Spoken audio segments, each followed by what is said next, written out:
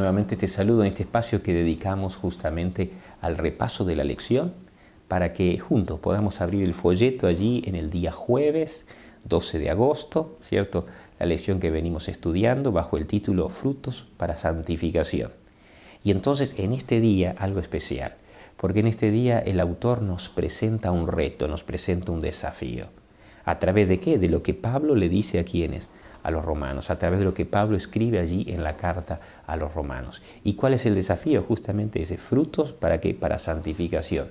Y coloca allí en el capítulo 6, ¿cierto?, de la carta a los romanos, Romanos capítulo 6, a partir del versículo 19, presenta ese reto, presenta ese desafío.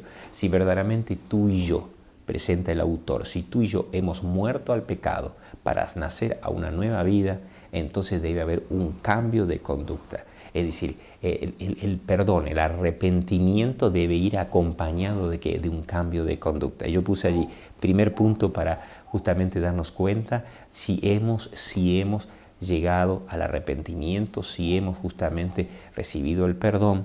Entonces lo primero dice, los miembros, nuestro cuerpo está para servir. Si antes vivíamos alejados de Cristo, entonces servían ¿qué? Al pecado. Pero entonces dice, miembros para servir. ¿Para qué? Para servir entonces ¿a quién?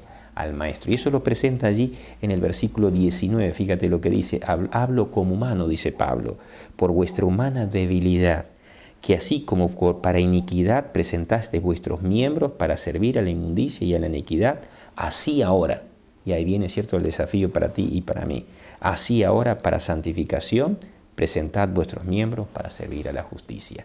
En cierto sentido, el día jueves, 12 de agosto, frutos para santificación, el primer punto para recordar, es un desafío abierto a ti y a mí. Si hemos recibido el perdón, si nos hemos arrepentido, entonces nuestros miembros deben estar entonces direccionados para servir a la santidad, para servir a la justicia. Cristo espera que tú y yo obremos, ¿cierto?, a través de su gracia, un cambio en nuestra conducta. Y entonces el segundo aspecto presenta allí las consecuencias. El hecho es ese cambio de conducta, ¿cierto?, que implica primero un perdón, que implica un arrepentimiento. Ese cambio de conducta también va a tener que consecuencias diferentes a servir al pecado. Por eso allí presenta el versículo 23.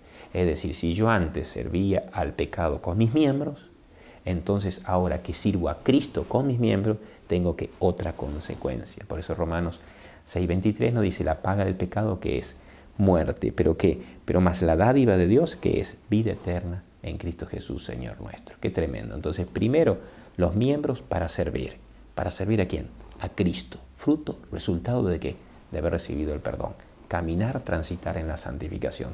Segundo, las consecuencias de ese cambio. ¿Consecuencias de qué? De vida eterna. Tercero y por último, nuestras conductas. Y entonces presenta el autor, ¿cierto? Este pasaje dice, es una poderosa apelación a quien está sirviendo al pecado. Este tirano no ofrece nada sino la muerte como pago por hacer cosas vergonzosas.